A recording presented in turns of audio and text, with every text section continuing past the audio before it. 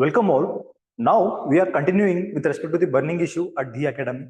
And today, the most important burning issue that was in news is the de-dollarization.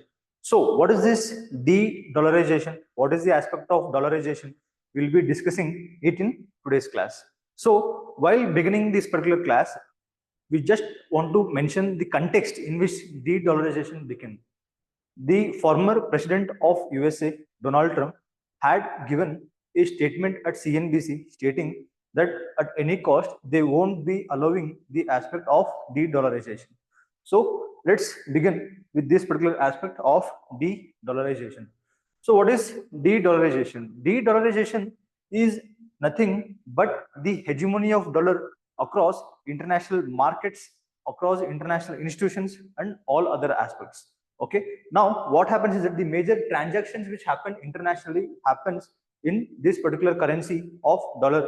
Now coming away from this hegemony of dollar is nothing but de-dollarization. Let me make it clear one more time. Coming out from this hegemony of dollar is particularly known as de-dollarization. So when we come to de-dollarization, it refers to the reducing reliance on US dollars as a reserve currency medium of exchange and a unit of account, as we had already discussed with respect to what is de-dollarization. So when we come to the worldwide use of de-dollarization, what is this worldwide use? Generally, it's the hegemony of the dollar, as you all know, is the currency of United States. And second most important thing, the external transactions and the internal transactions across the US happens in dollar. And the third most misjoining is that domestic currency of any other country and its value is pegged to that of the dollar. Now, what do we mean by pegging of value to the dollar?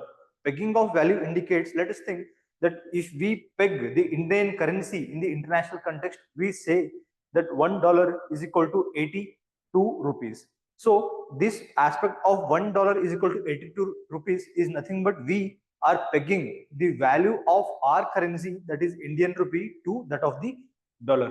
Okay, this is what the pegging of US dollar and the domestic currency is all about. So next, let's come to the worldwide use of euro. Okay, as dollar has its own hegemony, even euro has its own hegemony. Now currencies are, some currencies even peg themselves to the euro. As you all see, 1 euro is equal to 92 rupees. This aspect of comparing and contrasting the domestic currency of any country with that of the foreign currency of euro is nothing but the pegging of currency to the euro. So the dollar has remained a primary reserve currency. So what do you mean by primary reserve currency? For all the transactions across the world, for example, if India wants to purchase crude oil from Saudi, if India wants to purchase any sort of commodity for its exports and imports, these are transactions carried out in the currency of dollar. For example, if I want to purchase 1 liter of crude oil from Saudi Arabia, the moment I want to purchase 1 liter of crude oil from Saudi Arabia, I can't pay them in rupees, but I need to pay them in dollar, which justifies the statement primary reserve currency. Again, the aspect and the data of International Monetary Fund says that the use of dollar across the world is around 59%. Even though it's IMF pegged currency, that's the basket of commodities which IMF have, even the Japanese yen, even though it's in basket of commodities or basket of currency of IMF, this yen doesn't have that value of dollar. USA dominates world economy by its dollarization by the percentage of 59%. When it comes to the aspect of Japanese yen, it's around only 5% of global market coverage. Next comes the aspect of even countries want to reduce their dependency on dollar, then there is a huge backlash from USA, as we dominantly seen in the statement given by former President Donald Trump.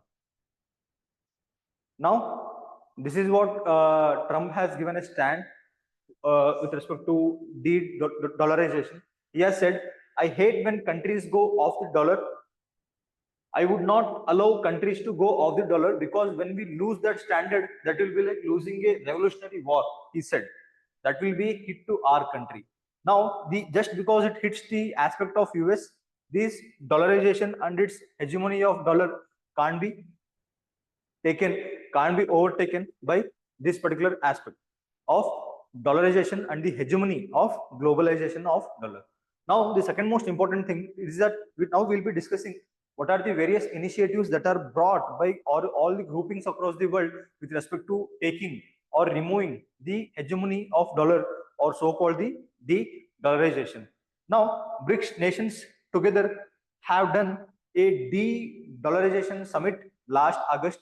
Now, this de-dollarization summit includes, for example, if in BRICS countries we have we have various partners. Let us take an example.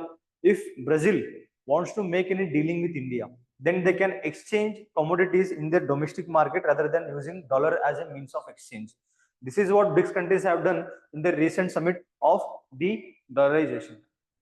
So, the example of de-dollarization is nothing but, as I told you already, when countries across the world deal with their own domestic currencies rather than dealing with the dollar as such. So, even the rupee settlement, India has signed a rupee settlement agreement with United Arab Emirates, in which Indian Oil Corporation made payments in Indian rupees.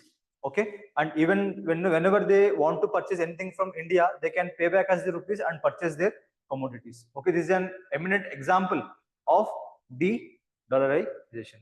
So there are various intervention. Even they have told that Japanese and South Korean authorities have excessively moves in their exchange rate, because just because of USA's hegemony and USA's economy, the whole economy can't be affected.